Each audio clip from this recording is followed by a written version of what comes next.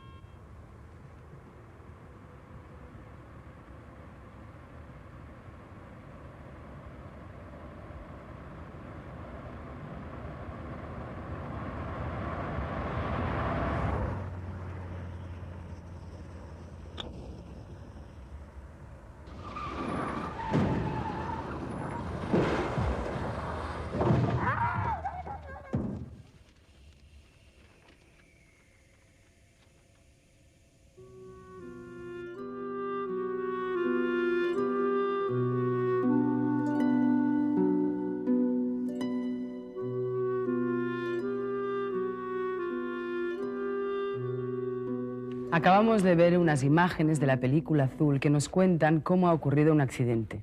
El director no ha recurrido en este caso ni a grandes medios ni efectos especiales. Es más, ni siquiera nos ha mostrado el momento concreto del impacto, pero lo hemos percibido con una gran intensidad. La unión de los distintos planos que componen la escena son de una intensidad y de una continuidad y producen un choque psicológico muchísimo mayor que si hubiéramos presenciado el acontecimiento en sí. Continuidad y efecto psicológico. Esos son los dos conceptos fundamentales del montaje cinematográfico. En nuestro anterior encuentro vimos cómo las películas se dividen en fragmentos a los que llamamos planos y cómo estos se diferencian entre sí por su tamaño, movimiento y angulación. Pues bien, hoy vamos a ver cómo esos planos se unen para formar una secuencia y cómo éstas se suceden hasta construir la película. En los primeros tiempos del cine, montar una película era una operación sencilla. Bastaba con pegar los distintos bloques que la componían, uno tras de otro, por el orden en que habían sido filmados. Cada bloque correspondía a un acto corto de teatro y era rodado de una sola vez, como si hubiera sido visto por un espectador situado en el centro de la sala.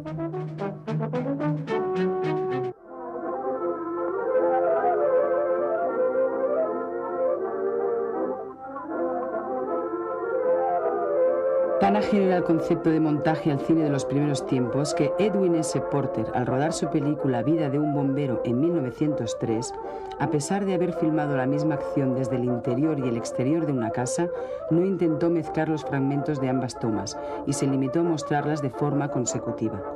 El público contempló así dos veces la misma acción, una como complemento de la otra.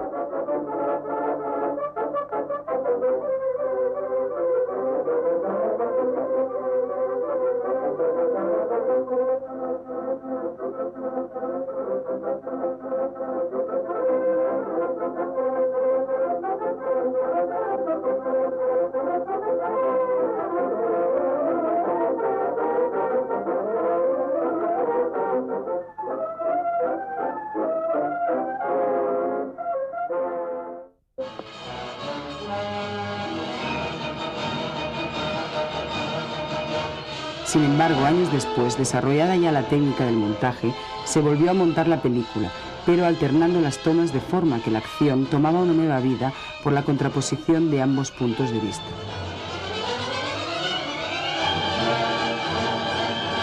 La simple visión de estas dos formas de narrar una película demuestra lo esencial que resulta el montaje para el cine, y sin embargo pasarían casi 20 años entre el invento del cine y el descubrimiento fundamental del montaje.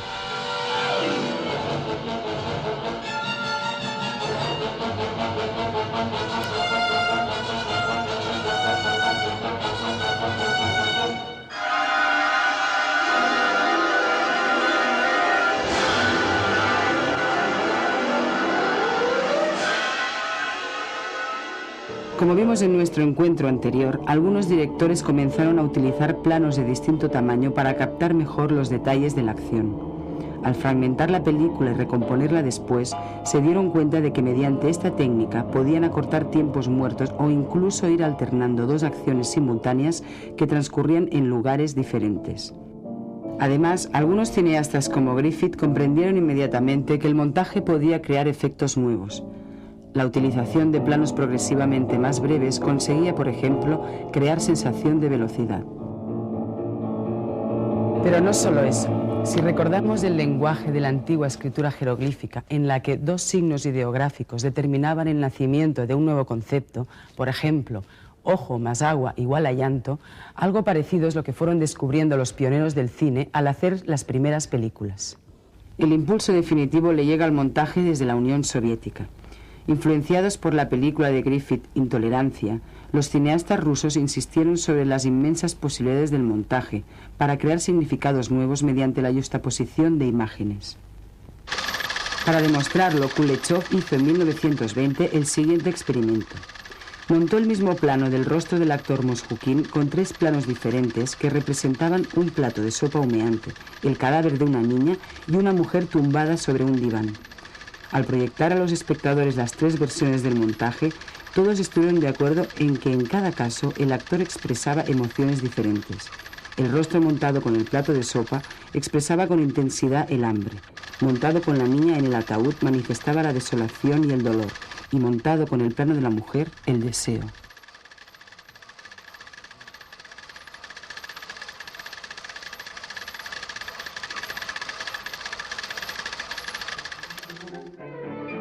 El montaje unía a su aspecto narrativo, que daba continuidad a la historia que se estaba contando, el aspecto expresivo que le permitía crear, por el contraste de dos planos, efectos psicológicos y emotivos de ilimitadas posibilidades.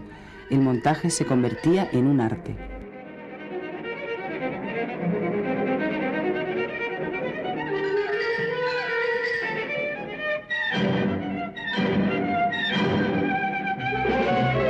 Los cineastas rusos aplicaron radicalmente este principio, consiguiendo resultados magníficos, y aunque algunas de sus propuestas puedan parecer hoy excesivamente simplistas, todavía están en la base del lenguaje cinematográfico actual.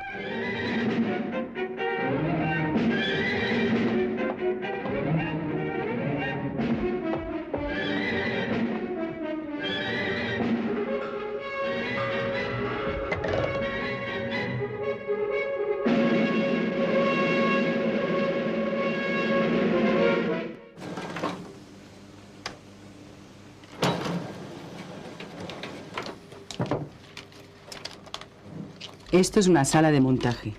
En ella, un equipo compuesto por varias personas será el encargado de recibir los miles de metros filmados durante el rodaje y habrá de responsabilizarse de su montaje final.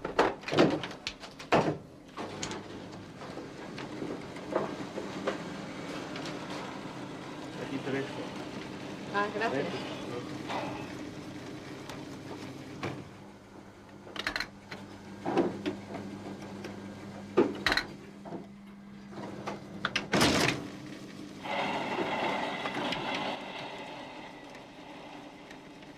Lo primero que hacemos es ordenar todo el material que nos viene del laboratorio, que se ha rodado por el orden que le interesaba al director, pero que no es el orden que va a llevar al final la película.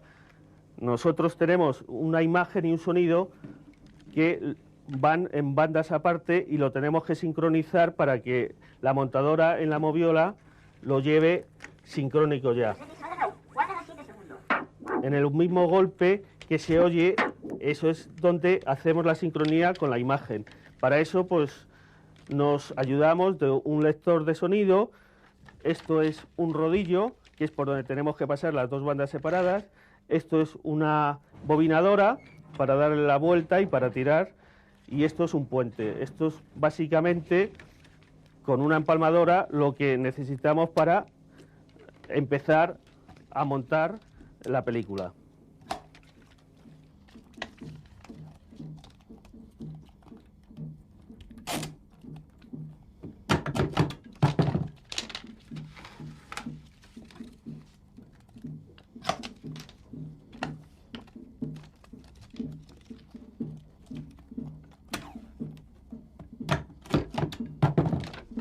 Esto es la moviola. Yo ya tengo ordenada la película tal como me la ha dado el ayudante de montaje y trato de marcar siempre en función un poco de del guión que antes he tenido que leer. Muchas veces depende mucho del dramatismo que tenga la película, la largura del plano que yo tengo que marcar. Las secuencias también incluso las puedo alterar para que se pueda entender muchas veces, y esto va un poco en función bueno, pues del montador y del director, que pensemos que puede mejorar la narración cinematográfica. Es una aventura apasionante, verdaderamente, porque es un gran puzzle que tengo que ordenar y que tenga una coherencia para que el espectador lo pueda entender. La intención es que la escena le comunique al espectador los hechos importantes y que le produzca la emoción pretendida sin que se dé cuenta de que está filmada por planos diferentes. Lela Massés. Plate.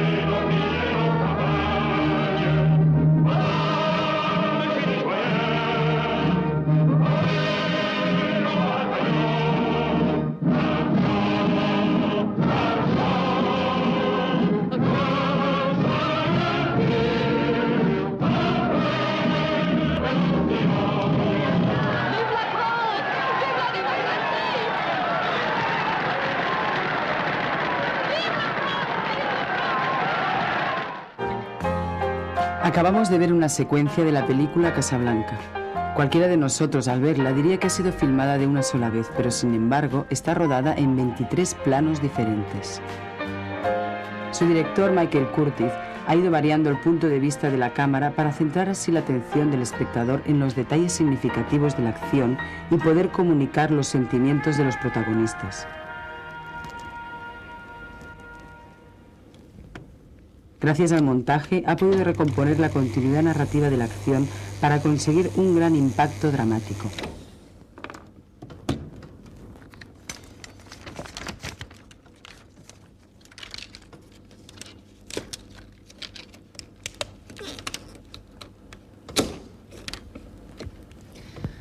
La manera más corriente de establecer el enlace entre un plano y otro se denomina por corte directo.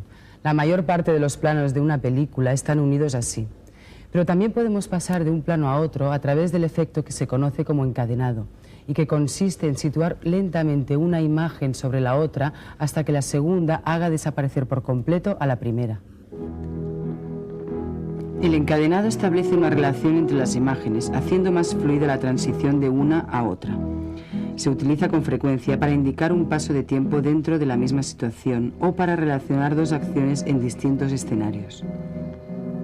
Este efecto de relación también se puede utilizar de forma creativa para expresar o simbolizar una idea, como podemos ver en la película Falso culpable, cuando se encadena el rostro del protagonista con el del delincuente con el que ha sido confundido.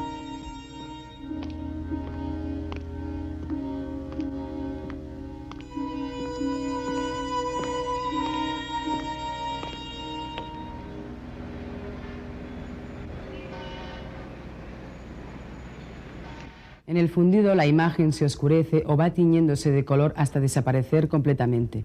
Por el mismo procedimiento a la inversa aparece el plano siguiente. Al contrario que el encadenado, el fundido tiene el efecto de establecer una separación. Es como un punto y aparte. Por ello, suele utilizarse para indicar un largo paso de tiempo o el comienzo de una nueva etapa en el desarrollo de la narración. Por supuesto, el fundido se presta también a una utilización expresiva, sirviendo, por ejemplo, para indicar que un personaje ha cortado con su pasado o ha perdido la noción del tiempo. Lo que contiene el Palacio de Xanadu, cuadros, pinturas, estatuas... Mucho menos habituales son una serie de efectos que se conocen en general como cortinillas. Fundamentalmente consisten en la sustitución de una imagen por otra mediante el desplazamiento vertical u horizontal. Suele dar una gran agilidad a los cambios de secuencia, por lo que se suele utilizar en películas de acción. El emperador le detendrá. No tomará el agua de vida. El montaje cumple, como hemos visto, dos funciones fundamentales. La primera, una función narrativa que consiste en organizar y unir los planos para relatar la historia y que ésta llegue de una manera continuada al espectador. Y una función expresiva en la que la contraposición de planos busca crear un efecto psicológico. Yo creo que tenemos que partir de cualquier manera de que una película está previamente escrita en un guión. Entonces, ese guión, que son palabras, tiene una determinada técnica, y es que ya está el guión dividido por lo que luego será la película, por secuencias. Entonces, a la hora de rodar, pues el director en cada una de las secuencias puede decidir que hace un plano máster de toda la secuencia, poniéndolo todo en escena dentro de ese plano máster, donde lo cuenta todo, de un plano secuencia.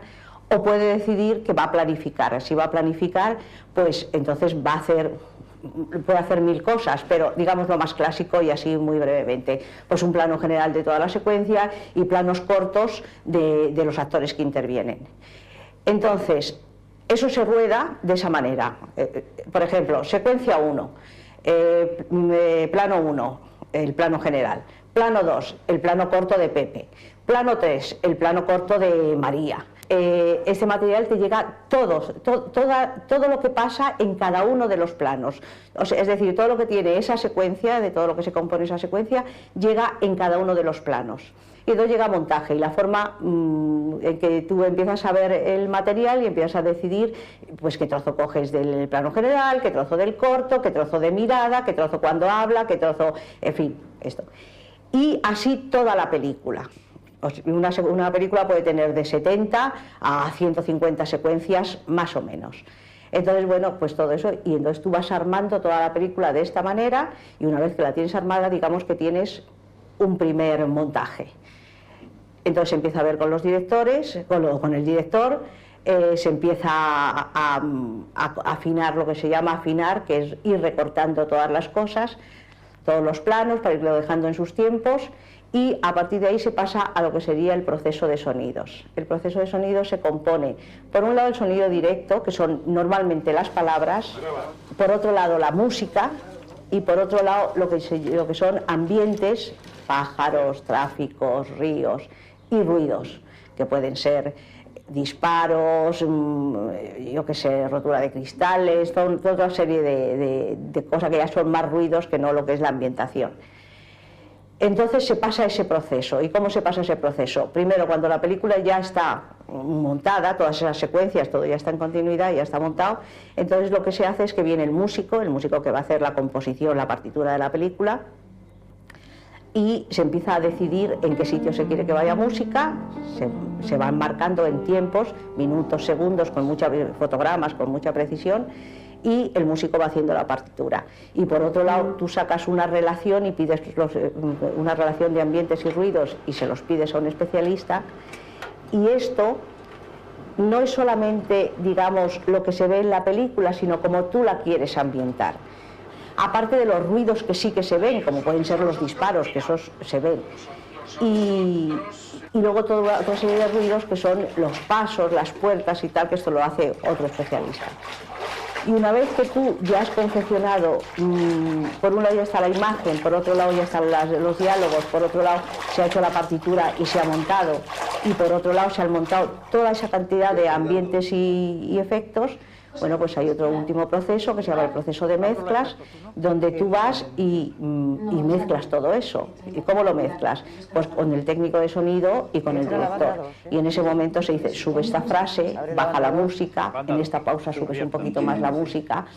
La música es lo que, digamos, crea emociones, entonces, o subraya alguna acción, pero en general es más para, quiero decir, más modernamente se piensa que es más para crear emociones.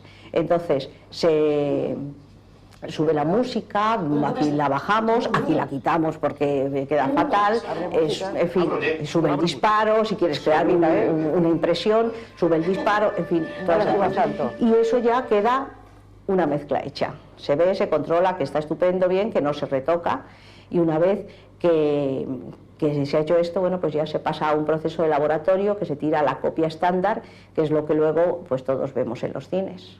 El montaje sonido es un proceso intermedio entre el rodaje y las mezclas.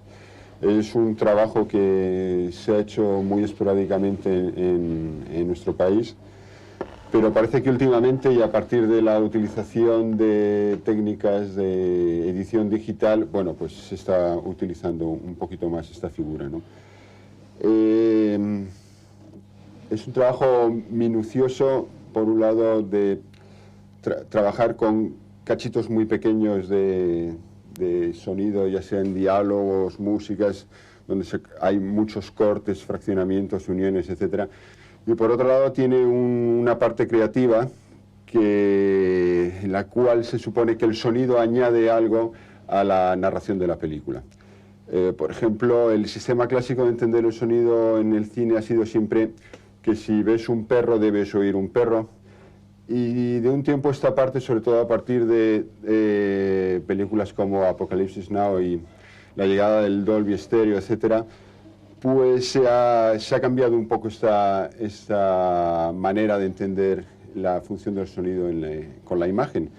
Y entonces se crea, a partir de un sonido diferente a lo que se está viendo, se crean sensaciones nuevas, como, yo qué sé, en una secuencia de un crimen, creo que era en uno de Los Padrinos, pues a través del sonido de un tranvía pasando por encima en un puente con todo el trepidar de los rieles, de las vías y tal, bueno, pues ayudaba a la tensión para este asesinato, este crimen que se iba a cometer.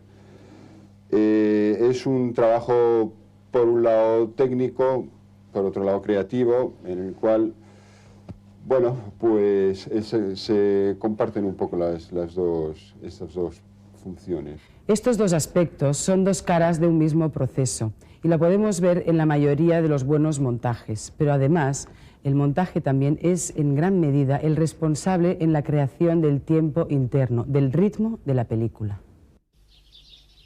Una película en la que predominen los planos de larga duración con transiciones suaves tendrá un ritmo lento, dará una impresión de languidez, como en esta película de Antonioni, La aventura, en la que el ritmo refleja la monotonía desesperante de una pareja carente de comunicación.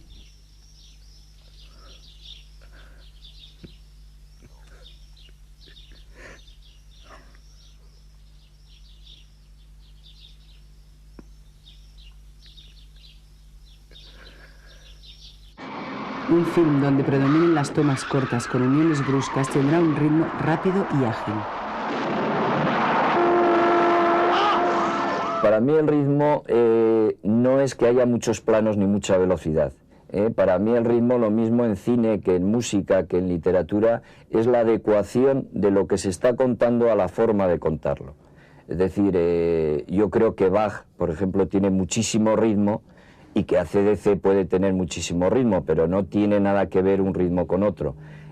Como digo, para mí lo fundamental en el ritmo es la adecuación de aquella historia que se está contando y la forma en que se cuenta. Por ejemplo, si se está contando una historia intimista, una historia digamos, de pasiones absolutamente interiorizadas, hacer una planificación muy rápida en una secuencia y con planos muy cortos y muy picados, realmente desconcertará al espectador. Es decir, ese tipo de secuencias tiene que tener una planificación más pausada, mucho más lenta y más acorde de eso. Sin embargo, si uno cuenta una secuencia en donde alguien está en una discoteca bailando, hacerla en un plano general lejano pierde absolutamente toda su fuerza. Es decir, para mí el ritmo es la adecuación de esas dos cosas. Muchas veces es en esta fase de la producción cuando se decide la estructura final de la película. Habitualmente una historia se narra de una manera lineal mediante la sucesión de los planos y las secuencias que se desarrollan en orden cronológico. Pero también podemos alterar el orden cronológico de la historia saltando del presente al pasado en lo que en cine se denomina salto atrás o flashback, utilizando el término inglés. Generalmente tiene como función mostrar los antecedentes o el origen de una situación actual.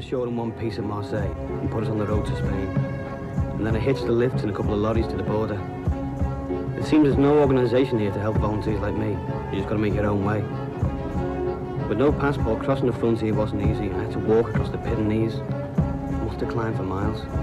My boots are all shot to pieces, my feet are steaming. I was scared stiff, but we made it. ¿Quieres sentarse? En otras ocasiones, la fluidez narrativa puede aconsejar ir alternando imágenes de dos secuencias que en un principio estaban previstas para mostrarse de forma consecutiva. De este modo, se da la impresión de que ambas acciones ocurren simultáneamente y se puede acentuar el suspense o la emoción.